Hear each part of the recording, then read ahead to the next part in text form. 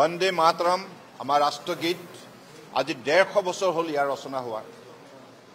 মই এই মুহূৰ্তত যিগৰাকী মহান সাহিত্যিকে দেশভক্তই এই গীত ৰচনা কৰিছিল বংকিম চন্দ্ৰ চেটাৰ্জী, তেখেতক মই গভীৰ শ্ৰদ্ধাঞ্জলি জ্ঞাপন কৰিছোঁ।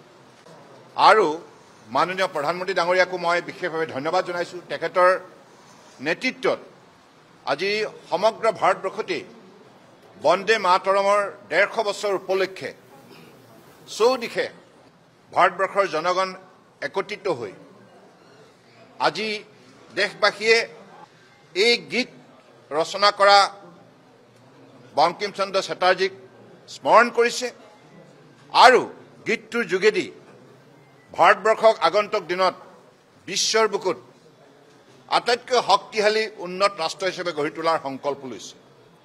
কাৰণ আপোনালোকে জানে এই গীত ৰচনাৰ জৰিয়তে সমগ্ৰ ভাৰতবৰ্ষতেই মানুহৰ মনত এটা শক্তিশালী আধ্যাত্মিক চেতনা, ভাৰত মাতাৰ প্ৰতি সমৰ্পিত ভাৱনাৰে প্ৰতিগৰাকী ভাৰতীয়ই নিজৰ ৰাষ্ট্ৰীয় কৰ্তব্য নিষ্ঠাৰে পালন কৰা আৰু এই গীতৰ পৰা অনুপ্ৰাণিত হৈ ইংৰাজৰ বিৰুদ্ধে স্বাধীনতা সংগ্ৰামত প্ৰতিগৰাকী ভাৰতীয়ই নিষ্ঠাৰে আত্মনিয়োগ কৰা আৰু ভাৰতবৰ্ষৰ বুকুত বিৰাজমান সাংস্কৃতিক, সামাজিক, ভৌগোলিক, আধ্যাত্মিক যিমানবিলাক শক্তি, এই শক্তিবিলাকৰ সন্দৰ্ভত মানুহে এটা সঠিক চেতনা লাভ কৰা।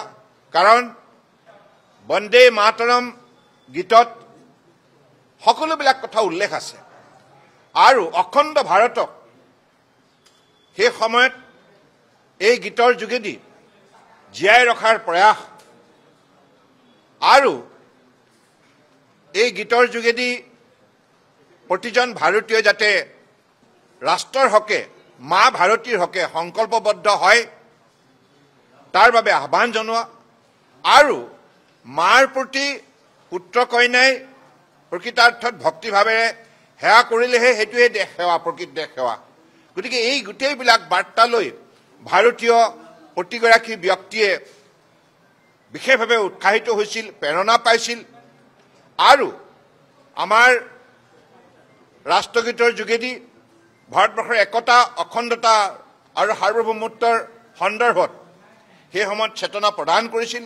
গতিকে ইয়াৰ পৰা প্ৰতিগৰাকী ভাৰতীয়ই অনুপ্ৰাণিত হৈ ৰাষ্ট্ৰৰ হকে সমৰ্পিত ভাৱনাৰে কাম কৰিছিল। গতিকে আজিও আগন্তুক দিনত মাননীয় প্ৰধানমন্ত্ৰী ডাঙৰীয়া তেখেতৰ বক্তব্যত আজি কৈছে ভাৰতবৰ্ষক এই অমৃতকাল যাত্ৰাত আটাইতকৈ পৃথিৱীৰ শক্তিশালী ৰাষ্ট্ৰ হিচাপে গঢ়ি তোলা, আত্মনিৰ্ভৰ ভাৰত হিচাপে গঢ়ি তোলাৰ বাবে এই বন্দে মাতৰমৰ পৰা আমি প্ৰেৰণা লৈ এই যাত্ৰাক দৃঢ়তাৰে আগুৱাই নিব লাগিব। গতিকে মই বিশ্বাস ৰাখিছোঁ যে বছৰজোৰা কাৰ্যসূচী অনুষ্ঠিত হ'ব। আমাৰ উঠি অহা প্ৰজন্মই এই গীতত থকা মূল তত্ত্ববিলাক, যিটো বাৰ্তা, এই সকলোবিলাক কথা আয়ত্ব কৰিবলৈ সক্ষম হ'ব আৰু সেই ভাৱনা শক্তিৰে ভাৰতবৰ্ষৰ প্ৰতি সমৰ্পিত ভাৱনাৰে তেখেতসকলে আগন্তুক দিনত ৰাষ্ট্ৰ সেৱা কামত আত্মনিয়োগ কৰিব নিস্বাৰ্থভাৱে। যিকোনো খবৰৰ বাবে যোগাযোগ কৰক 7099017330 লগতে 7099017110 নম্বৰত।